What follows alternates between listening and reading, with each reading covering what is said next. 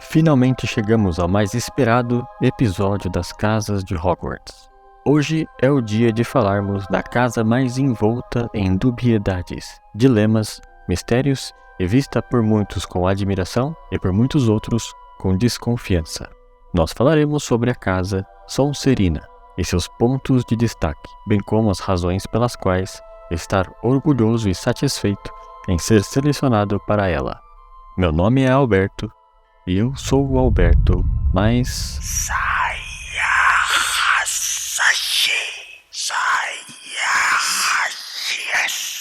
que você já viu.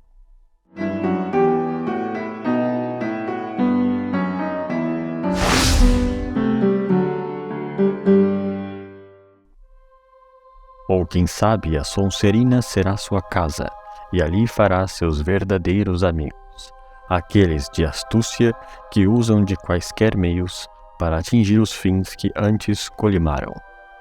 Os fins justificam os meios, além de não significar o que muita gente acredita significar, é uma frase injusta de ser atribuída aos Sonserinos.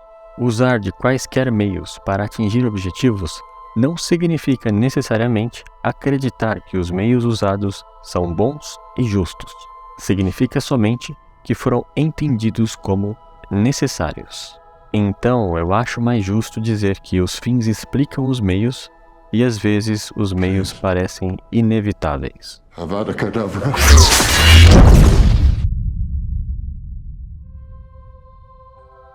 Conhecido como o Príncipe dos Magos, Merlin é desde o seu tempo o bruxo e naturalmente o Sonserino mais conhecido que já existiu.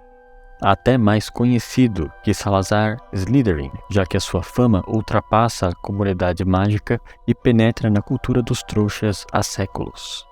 Muitas lendas envolvem o bruxo, e muito pouco é sabido com certeza sobre ele, já que bruxos e trouxas dizem coisas diferentes. O que se sabe é que ele certamente ultrapassou os limites da magia, e por causa disso muitos acreditam que ele tinha poderes que, até onde se sabe, não seriam possíveis para os bruxos, ou pelo menos ninguém nunca conseguiu reproduzir, como por exemplo, se transformar em qualquer tipo de objeto, em pessoas e até em coisas estruturalmente instáveis, como uma nuvem, e ficar pairando nos céus, consciente de tudo. Também acreditavam que ele tinha a habilidade de fazer previsões muito precisas e de se transformar em vários tipos de animal. Com relação a esse último poder, nós sabemos que existem os animagos, bruxos e bruxas que podem assumir uma forma animal. Mas nesse caso, o transformado não sabe qual forma animal vai assumir da primeira vez, e uma vez definida, não pode ser modificada. Até é possível utilizar transfiguração para assumir a forma de um animal ou transformar alguém em um, mas até onde se sabe, isso não preserva a mente humana do transformado do mesmo jeito que o processo de animagia preserva. Mas, dizem as lendas, Merlin não precisaria se preocupar com isso e assumia a forma de qualquer criatura. Não foi somente o nível absoluto de magia que o fez se tornar tão importante. Em uma época de crise entre bruxos e trouxas, os ânimos dos dois lados estavam exaltados. Como sempre, não demorou a surgir aqueles que queriam eliminar o outro lado, acusando de ser culpado por tudo o que havia de pior. Cada vez mais, trouxas temiam e atacavam a magia, e bruxos desprezavam e atacavam os trouxas. Mas Merlin não concordava com isso.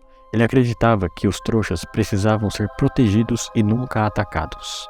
Muitos concordavam com ele, o que permitiu que ele criasse a famosa Ordem de Merlin, que séculos antes de se tornar uma premiação de honra do Ministério da Magia, era uma organização que visava a proteção dos trouxas e, muito provavelmente, a punição a quem tentasse feri-los. Certamente, Merlin foi, e é até hoje, uma das pessoas mais relevantes quando se trata de tornar o mundo mais seguro para todos. Sabemos muito pouco sobre esse próximo personagem, mas o que nós sabemos é o bastante para ele ganhar o seu lugar no vídeo. Regulus Arcturus Black, o irmão de Sirius Black. Ele era uma pessoa complicada, nascido em uma família complicada, em um momento complicado da história. Mas, por mais que os ensinamentos terríveis de sua família, que nutria valores problemáticos em relação aos trouxas e à pureza de sangue, tenham penetrado em sua alma, de modo que ele chegou a admirar o Lord Voldemort e a almejar um posto a seu lado, objetivo esse que ele conseguiu concluir, algo nele ainda era mais forte do que o desprezo que ele foi ensinado a sentir. E foi exatamente isso que garantiu que ele pudesse perceber o quão errados ele, sua família e Lord Voldemort estavam sobre tudo. Certa vez, Voldemort precisava de um elfo doméstico, e Regulus prontamente ofereceu-o da sua família, o elfo chamado Monstro, acreditando ser uma grande honra servir ao Lorde das Trevas. Quando o elfo voltou para casa, contou ao Regulus o que Voldemort havia feito. Ele estava testando estratégias de defesa mágica em uma caverna, onde havia uma ilha no meio de um lago subterrâneo para guardar um objeto secreto, e queria testar os efeitos terríveis das armadilhas em um elfo, que era uma criatura pela qual o desprezo de Voldemort era transbordante. Monstro, o elfo, disse que bebeu uma poção que causou tantas dores, tão fortes, que ele implorou por salvação. Enquanto isso, Voldemort só ficava rindo, olhando para ele, e depois foi embora, e o deixou para morrer. Isso porque a poção, além de causar muita dor, ainda deixou o elfo com uma sede desesperadora, e quando ele foi tentar beber a água do lago subterrâneo, foi arrastado para o fundo dele por um exército de Inferi.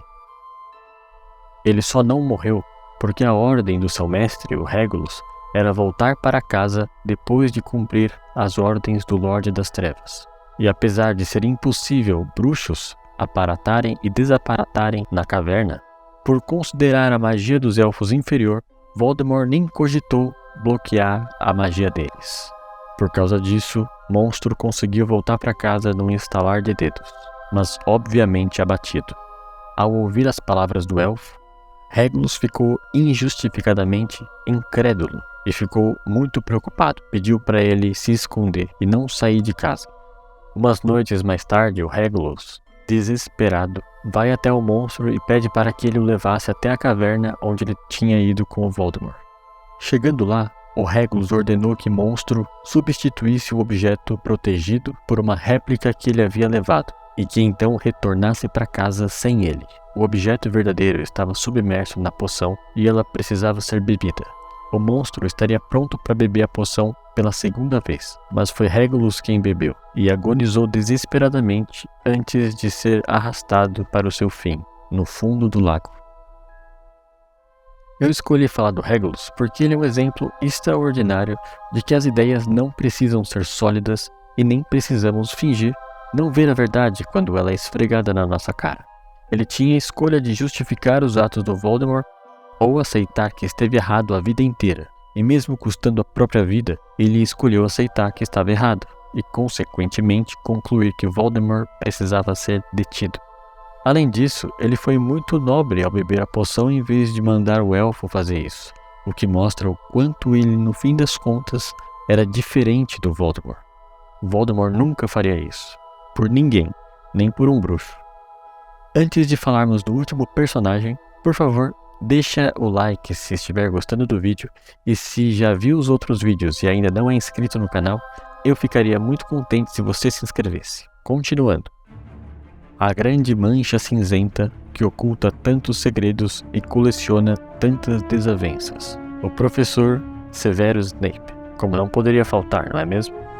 Snape é alguém fora da curva em todos os sentidos, a ponto de que para uns ele é um vilão, para outros ele é um herói, e para outros ainda, ele simplesmente é responsável por muito do pior e muito do melhor que aconteceu na história.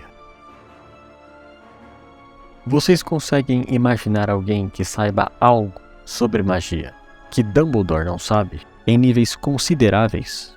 Eu só tenho certeza de duas pessoas. Certeza, só duas pessoas.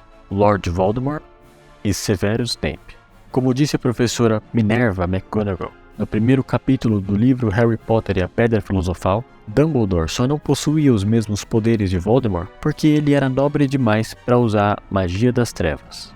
E olha que mesmo assim, por ser quem era, Dumbledore devia saber muito sobre o assunto, já que vivia enfrentando bruxos muito perigosos. O Snape, por outro lado, ainda que tenha sido seduzido pelas artes das trevas e sua nobreza não o impedisse de praticá-las, certamente não saberia mais sobre elas do que o próprio Dumbledore. Apesar disso, além de ter criado vários feitiços, o Snape era muito mais do que um simples prodígio do preparo de poções. Ele era um gênio absoluto, e eu arrisco dizer, ele superava o Dumbledore em relação a isso.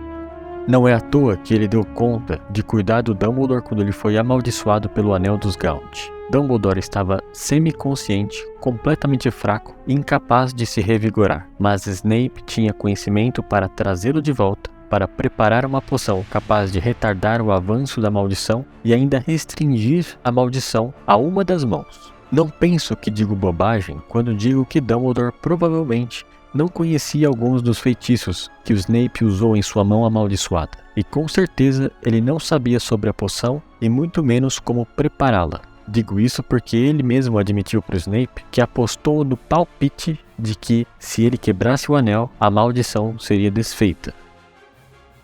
É claro que seria simples demais, chegaria a ser clichê, e Dumbledore não era tonto. Então ele também admitiu ter pensado nisso só porque provavelmente estava delirando naquele momento.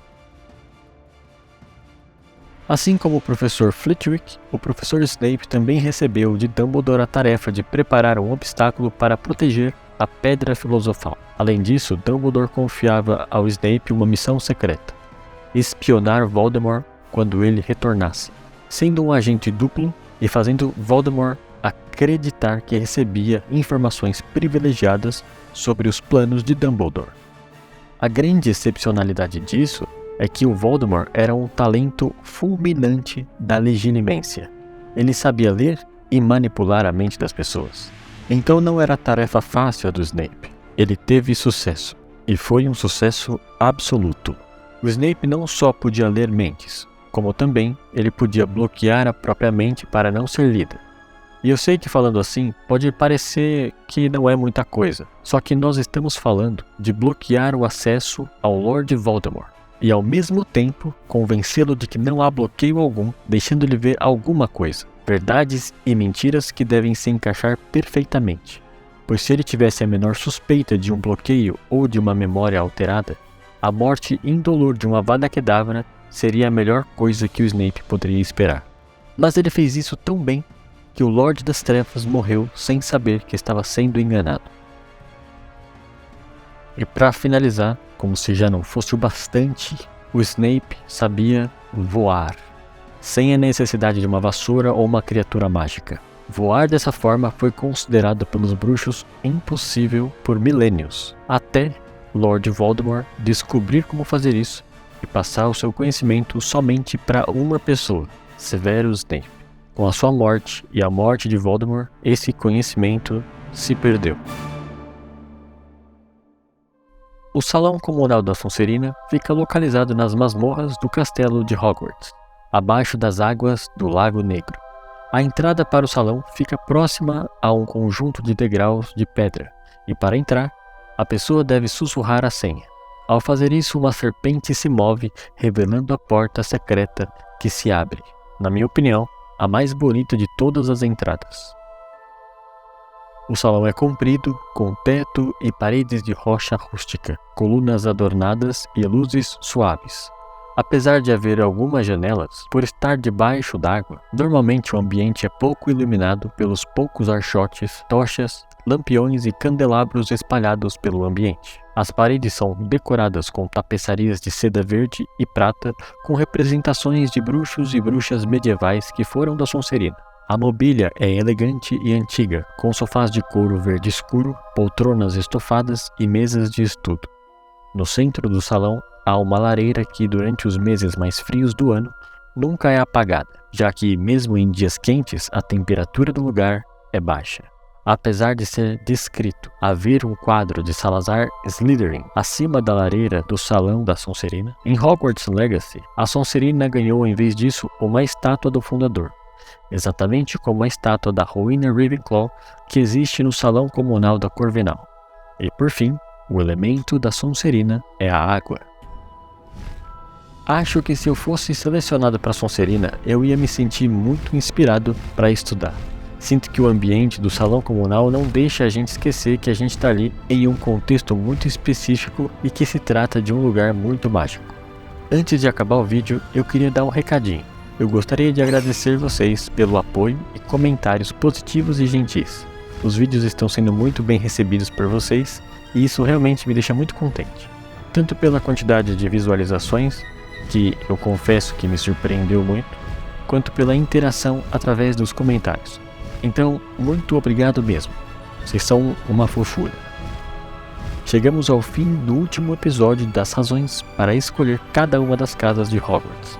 Muito obrigado por assistir até aqui. Eu vou deixar na descrição e na tela a playlist com todos os 4 episódios. Por favor, não esqueça de curtir e compartilhar o vídeo. Se inscreve no canal para incentivar esse humilde trouxa e me diz nos comentários, você conseguiu decidir qual casa merece a sua lealdade?